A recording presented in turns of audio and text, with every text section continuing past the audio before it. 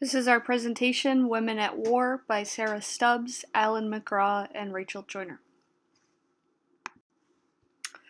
The American women in the workforce came out in droves to work in production to support the war effort. Many men were away at war, and this was how women could help. Rosie the Riveter was a good example of some propaganda that kind of helped break some of those gender stereotypes to encourage women to come out because so many men were fighting in the war. America's industrial output was greater than any other countries during the war, and this helped win because the United States was able to outproduce the Axis, and this was vital to the war effort and predominantly done by women.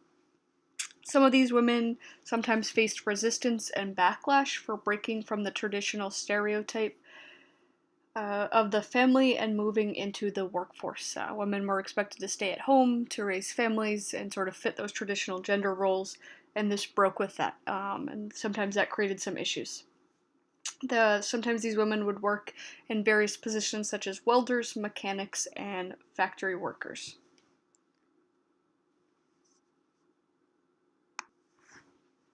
American women also served in the military, which was a different break from serving in the industrial era. They served in various capacities in the military. Sometimes they were targeted for services that were based on sexist notions like secretarial work, sort of fitting with that expectation that women met only certain requirements. They also served in other vital roles like mess officers and nurses. And oftentimes, in these cases, women are out on the battlefield. They're fighting, they're helping, they're sort of in the brunt force of this, like some of the military men were.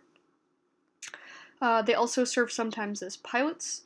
They served in various places, and various branches were created solely for the purpose of women, like the Women Army Corps, the Women Air Force Service Pilots, and various other branches of the military. They also held jobs like moving and flying supplies and driving trucks.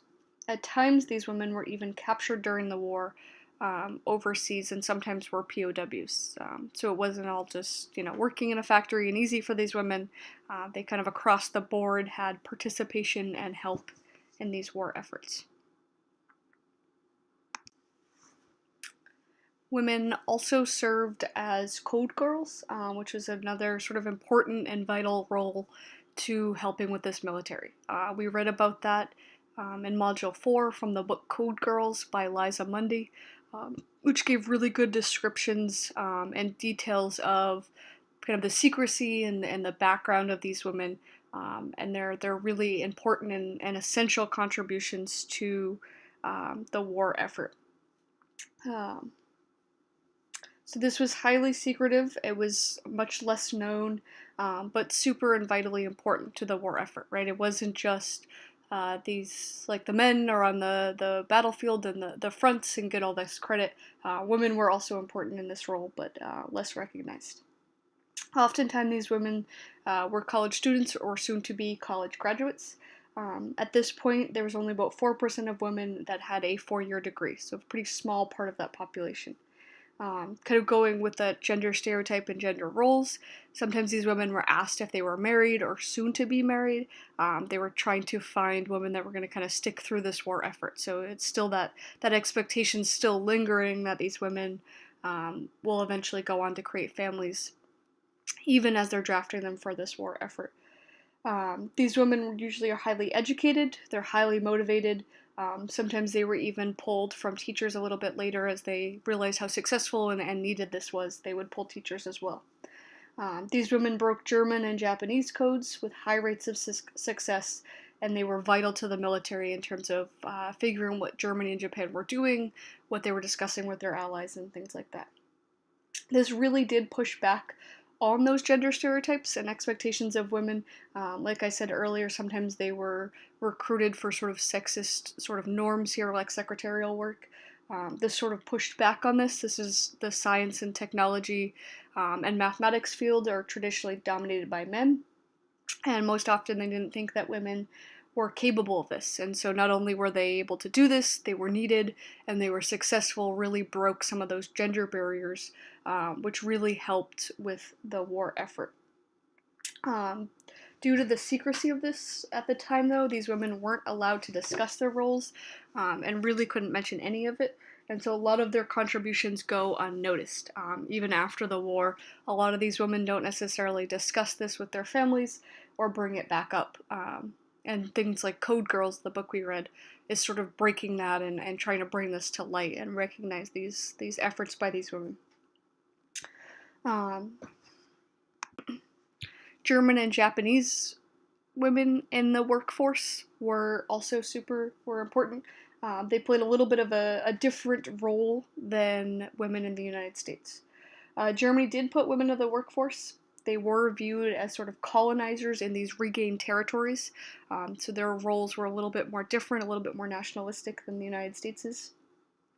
This was in contrast, however, to the Nazi view of women that held more traditional views. Nazi viewed these women as mothers, and they were kind of created some normalcy for these men during the war and in times of violence and things like that. So Germany also used slave labor. So there was sort of a push to avoid drafting women into the war, but eventually it does happen. So they don't have any big rush to draft them, but they do it later in the war, especially as that total war realization continues. Their casualty counts get high. They have no choice but to draft women.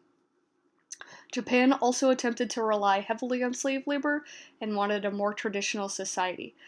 Japan was very reluctant to draft women into the war effort for similar reasons to Germany.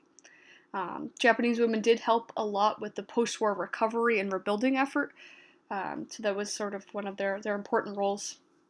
And towards the end of the war, just like Japan, they had no choice but to start putting some women into the workforce.